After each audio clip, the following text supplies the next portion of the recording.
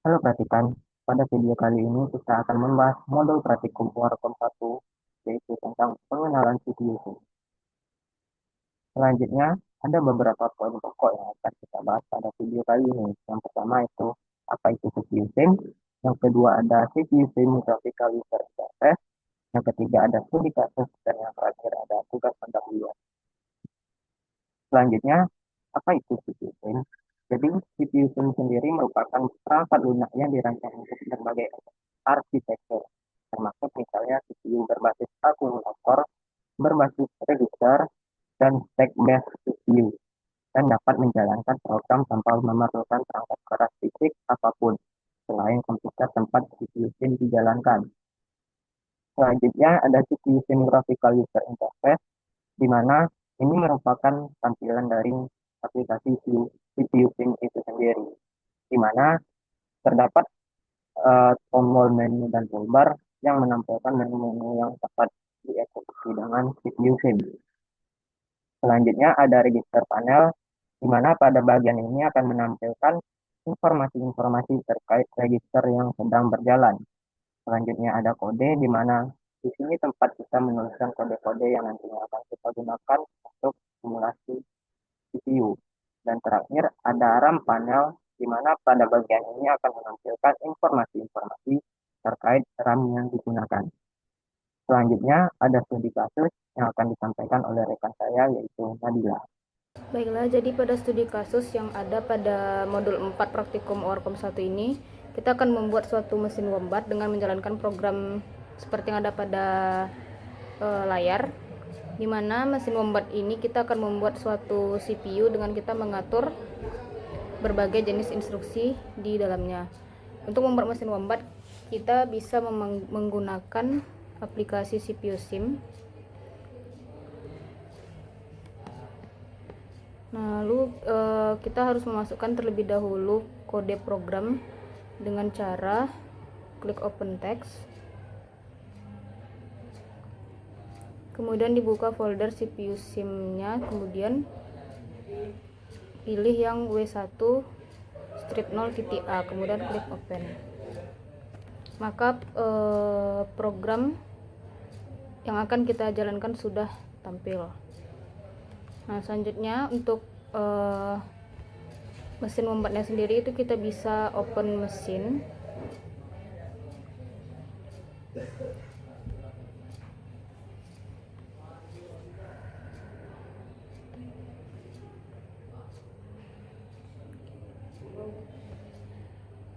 Kemudian masuk ke folder CPU SIM, kemudian pilih wombat 1.cpu, kemudian klik open. Nah, jadi untuk melihat apa saja mesin wombat yang sudah ada di sini, ialah kita bisa lihat yang pertama itu ada hardware modul, dimana itu ada register. Register ini ada berjumlah 6 buah, di mana 6 buah register ini adalah register yang biasanya digunakan pada CPU. Itu ada akumulator, kemudian ada instruction register, ada MAR, ada MDR, ada PC, dan ada status. Kemudian juga ada register array. Kemudian juga ada condition bit, dimana condition bit ini juga diperlukan. Kemudian juga ada RAM. RAM ini bisa diatur namanya, boleh terserah. Kemudian panjangnya bisa diubah juga, misalnya 4096 atau 256. Nah, pada konfigurasi di mesin wombat 1 ini panjangnya ialah 128 bit. Nah, selanjutnya kita klik OK. Kemudian untuk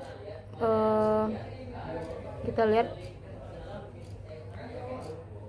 micro instructionnya, itu ada transfer RTOR, di mana micro instruction di transfer RTOR ini berguna untuk melihat proses antara perpindahan dari ACC ke MDR, IR ke MAR, MAR ke PC, MDR ke akumulator, MDR ke IR dan PC ke MER. Di sini juga ada source-nya, yaitu berarti sumber data itu didapatkan misalnya dari akumulator, dari instruksi register dan seterusnya. Kemudian juga ada destination, di mana destination ini adalah tujuan dari data ini akan disimpan, misalnya ke MDR atau ke MER, PC dan sebagainya. Kemudian diklik OK. Selanjutnya bisa dilihat juga mesin instruction-nya, di mana mesin instruction ini adalah instruksi-instruksi yang digunakan untuk melakukan operasi dari kode program yang sudah dibuka sebelumnya, yaitu ada load, ada jump, ada add untuk menambahkan, ada store untuk menyimpan, dan juga ada stop. Nah, di setiap instruksi ini itu sudah diberikan berapa panjang opcode-nya dan juga berapa panjang operand atau unused. Kemudian untuk load juga ada panjang opcode-nya, dan juga load ini menggunakan sisanya itu 12 bit untuk alamat. Kemudian store, read, write, add, dan juga instruksi aritmatika lainnya.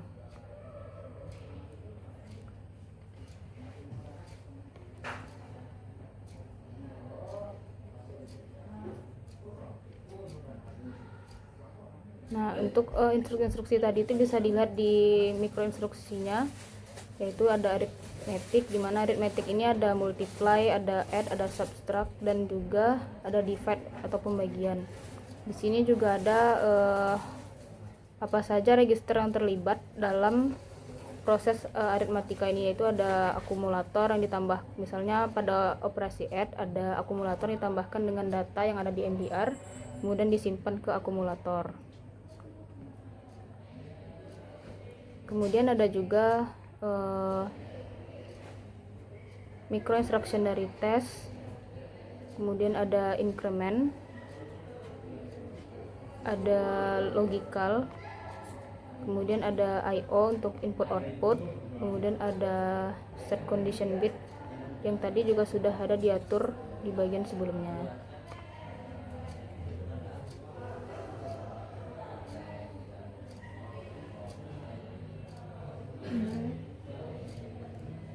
Nah, untuk implementasi dari load ini itu diambil dari micro instruction yang sudah kita definisikan sebelumnya. Misalnya pada instruksi load itu memanfaatkan transfer RTOR, yaitu IR dari bit ke-4 sampai 15 yang akan disimpan atau ditujukan ke MER. Kemudian menggunakan main memory yang akan dimuat ke MDR. Kemudian nanti dari MDR ke akumulator, baru kemudian selesai. Begitu juga dengan instruksi yang lainnya. Nah, dari register yang sudah kita definisikan tadi itu tampil di bagian sebelah kiri, dan RAM tadi tampil di sebelah kanan. Dan ketika mesin wombatnya sudah dibuat, maka program yang ini nanti bisa dijalankan.